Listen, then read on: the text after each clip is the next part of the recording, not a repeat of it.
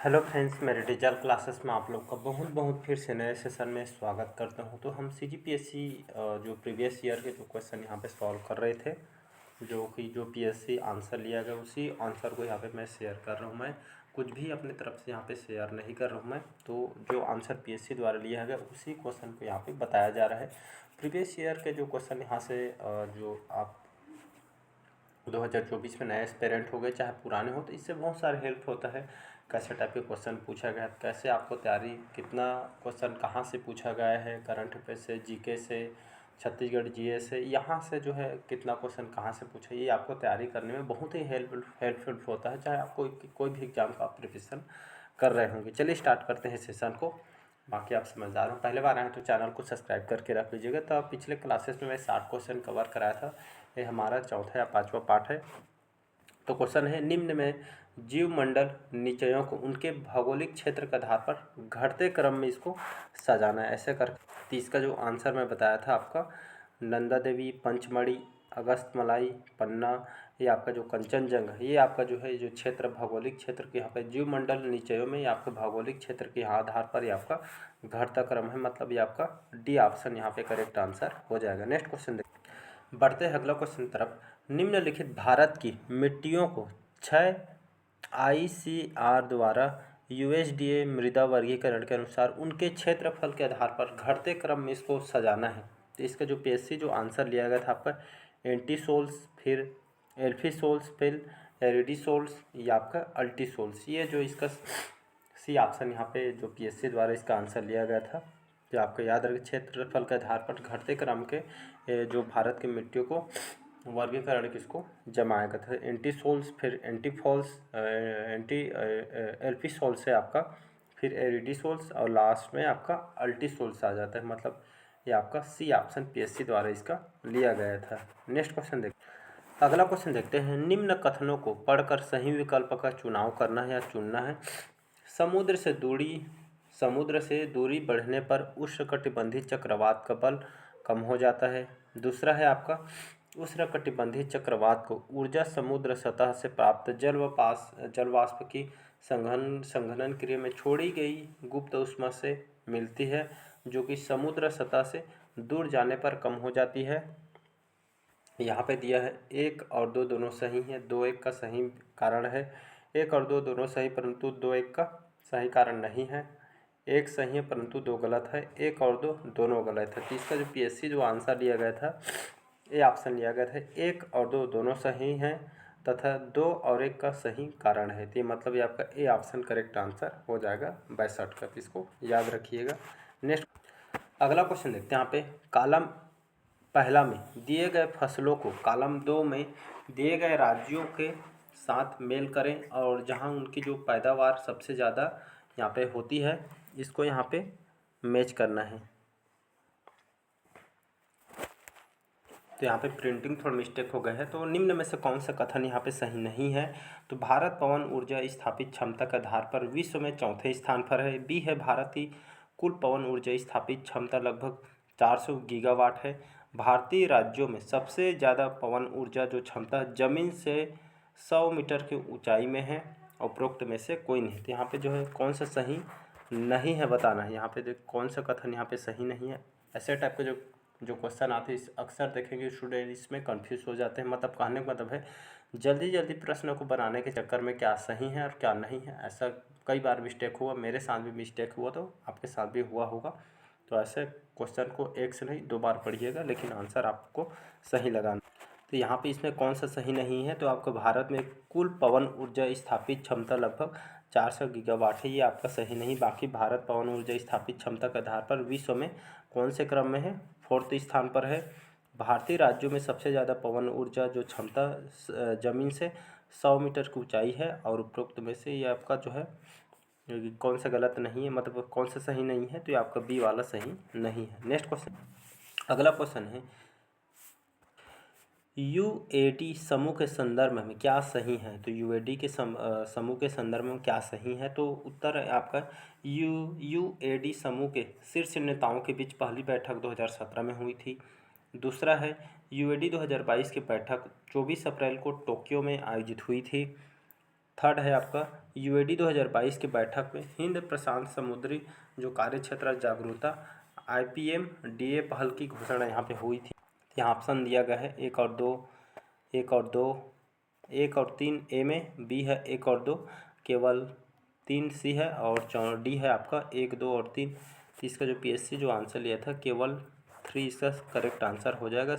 मतलब जो है यहाँ पे यूएडी 2022 के बैठक में हिंद प्रशांत समुद्री कार्य क्षेत्र जागरूकता जिसको IPM-DA बोल जाते हैं, इसकी जो पहल की जो घोषणा यहाँ पे हुई थी, मतलब केवल थर्ड ही ऑप्शन यहाँ पे करेक्ट आंसर हो जाएगा 65 क्वेश्चन। अगला क्वेश्चन देखते हैं यहाँ पे, चेन्नई में आयोजित 44वें चेस ओलंपियाड 2022 के संबंध में क्या सही है? तो चेन्नई में जो आयोजित हुआ था 44वें जो चेस ओलंपियाड 2022 के संबंध में कौन सा सही है? तो ये आपके करंट अफेयर्स का सेक्शन है। ओपन वर्ग में 188 टीमों तथा महिलाओं वर्ग में 162 टीमों ने यहाँ पे हिस्सा लिया था।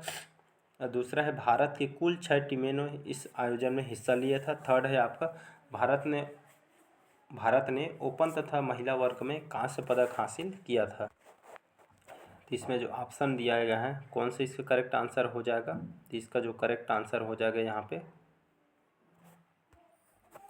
1, 2 और 3 इसका करेक्ट आंसर हो जाएगा। पहला, दूसरा और तीसरा जो है आपके 44वें जो 44 क्रम के जो चेस जो ओलंपियाड हुए थे 2022 के संबंध में आपका तीनों जो है इसमें करेक्ट आंसर हो जाएगा। सही आपका तीनों हो जाएगा, 1, 2, 3। अगला क्वेश्चन देखते हैं, फीफा अंडर जो 17 है, फीफा अंडर 17 जो वुमेंस वर्ल्ड कप 2022 का फाइनल मैच कहाँ खेला गया? तो FIFA under 17 women's world cup 2022 का फाइनल मैच कलिंगा स्टेडियम जो आपके भुवनेश्वर में है।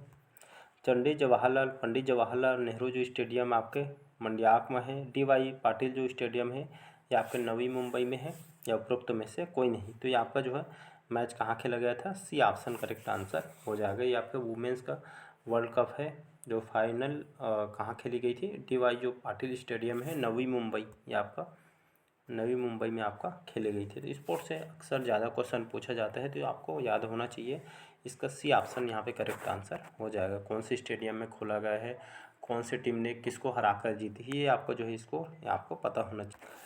अगला क्वेश्चन देखते हैं, वर्ष 2022 में दिए गए पद्म विभूषण जो पुरस्कार के संबंध में क्या सही है? तो 2022 में जितने भी यहाँ पे तो 2022 में दिए गए जो पद्म विभूषण जो पुरस्कार दिए गए थे उसके बारे में क्या जो कथन कौन सा सही हो जाएगा? तो कुल 4 लोगों को यह पुरस्कार दिया गया था, कुल 2 लोगों को पुरस्कार जो मरणोपरांत दिया गया था।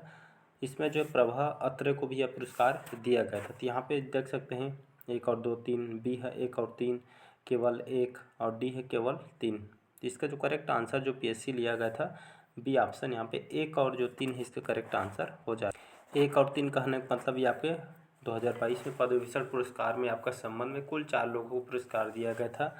प्रभा अत्रे को यह पुरस्कार दिया गया, मतलब ये आपका पहला और थर्ड इसका करेक्ट आंसर हो जाएगा। नेक्स्ट क्वेश्चन, अगला क्वेश्चन देखते हैं यहाँ पे, वर्ष 2022 का उत्कृष्टता सेवा के लिए राष्ट्रपति पुलिस मेडल दिया गया था गुरमिंदर सिंह को, मिलाप चंद्र को, मोहसिन शहीदी को या अतुल करवाल को? तो इसका जो करेक्ट आंसर हो जाएगा मोहसिन जो शहीदी है इनको वर्ष 2022 का उत्कृष्ट सेवा के लिए इनको राष्ट्रपति पुलिस मेडल इनको 2022 के लिए इनको दिया गया था, उनका काम और उनके योगदान की वजह से।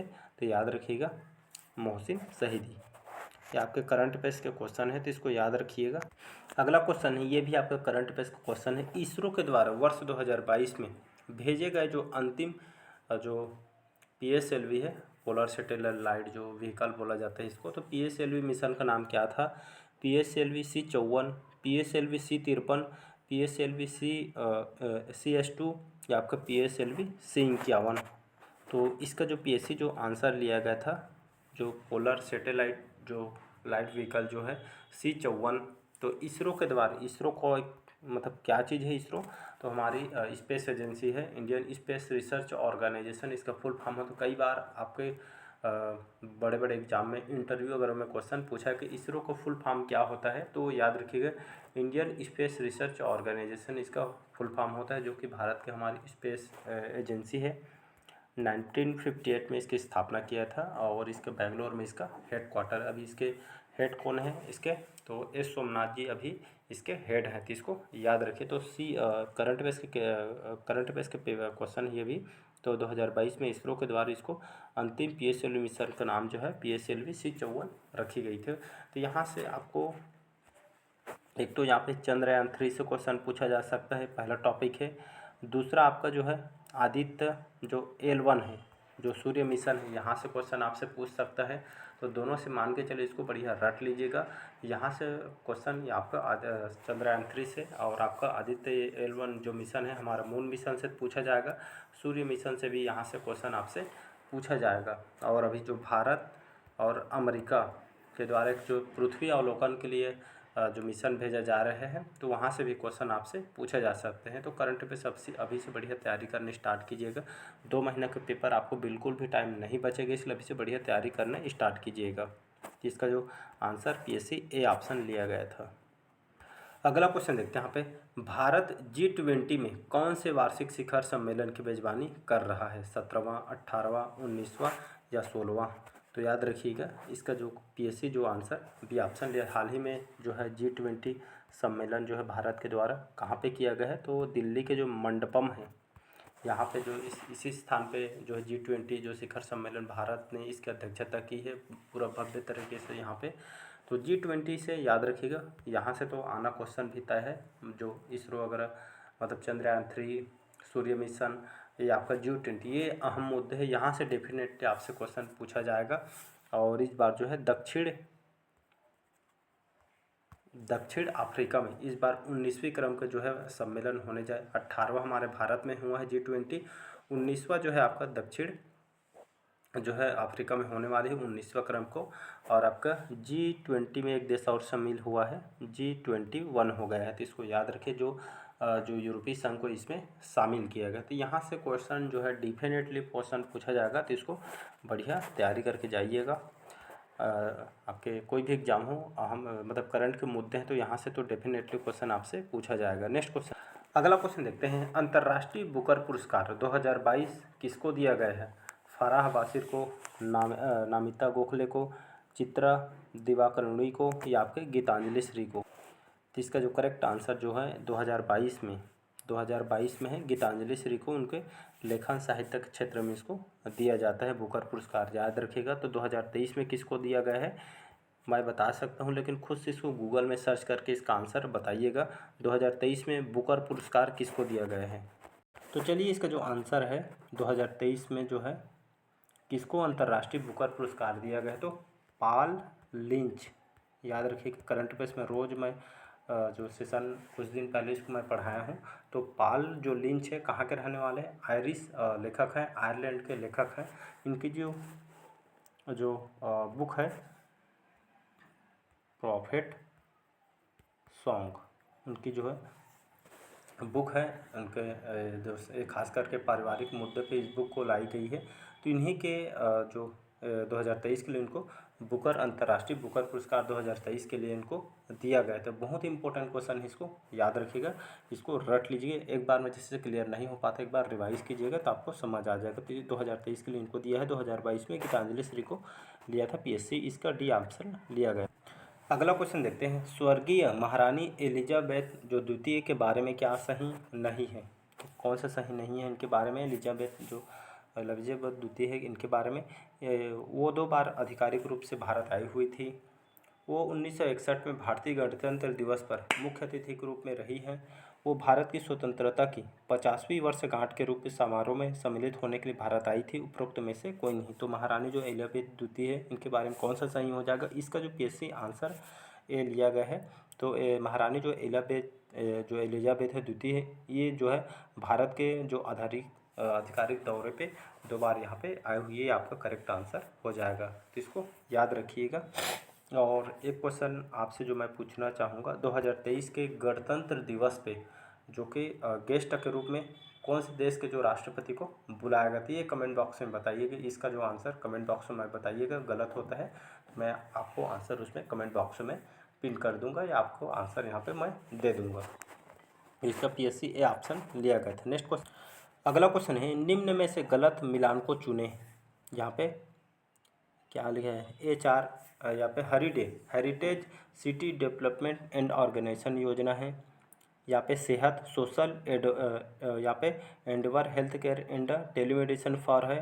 यहाँ पे AMRUT Atal mission for regeneration and urban transformation है, या उपरोक्त में से कोई नहीं। यहाँ पे गोल बोला गया है निम्न में से गलत मिलान को यहाँ पे चुनना है, जिसके बारे में जो यहाँ पे बताया गया है इससे कौन सा यहाँ पे गलत मिलान है। तो इसमें उपरोक्त में से कोई नहीं, इसका जो PSC आंसर लिया गया है डी, मतलब कोई भी आपका जो है गलत नहीं है, सभी आपका करेक्ट है। डी ऑप्शन है, तो इसके बारे में सभी आपका करेक्ट आंसर हो जाएगा। अगला क्वेश्चन है, G20 के संदर्भ में क्या सही नहीं है।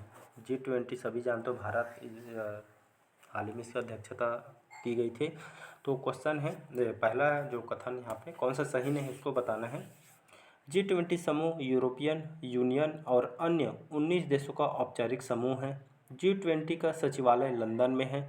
अध्यक्ष पद के लिए चुनाव हेतु बने समूह में भारत समूह 2 में है, जिसमें रूस, दक्षिण अफ्रीका और तुर्की इसमें शामिल है। तो यहाँ पे चलिए कौन सा करेक्ट आंसर 1 और 2 और 3, पहला और दूसरा, सी है 1 और 3, डी है केवल 2। तो इसमें कौन सा करेक्ट हो जाएगा ये आपको बता। तो इसका जो PSC जो है इसका बी ऑप्शन लिया गया था 1 और, तो इसका PSC जो है इसका आंसर लिया गया था। चलिए देखते हैं यहाँ पे। तो G20 के संदर्भ में कौन सा सही नहीं है, तो ये आपका G20 समूह यूरोपियन यूनियन और अन्य 19 देशों का औपचारिक समूह है। G20 का सचिवालय लंदन में, ये आपका सही नहीं है। बाकी जो है आपका थर्ड इसका करेक्ट आंसर हो जाएगा। तो G20 को अच्छे से याद करके जाइएगा, वहाँ से डेफिनेटली आपसे क्वेश्चन पूछा, जितना भी कंटेंट बताएं उसको बढ़िया तैयारी करके जाइएगा। तो चलिए आज का हम सेशन यहीं तक रखते हैं, मिलते हैं अगले पार्ट में, और ये हमारा लास्ट पार्ट होगा। फिर 2022 के जो PSC में क्वेश्चन पूछे गए हैं तो बढ़िया करंट अफेयर्स को बढ़िया तैयारी कीजिएगा, साथ ही छत्तीसगढ़ GS को, साथ ही साथ आपका जो आर्थिक सर्वेक्षण है मिनिमम वहाँ से मान के चलिएगा 7 से 8 क्वेश्चन यहाँ से डेफिनेटली पूछा जाएगा। तो ये सब जो कंटेंट है अच्छे से रेडी कीजिएगा। बाकी आप समझदार हो, कैसे लगा कमेंट करके ज़रूर बताइएगा, और अच्छा लगे तो चैनल को लाइक शेयर सब्सक्राइब कीजिएगा। Thank you.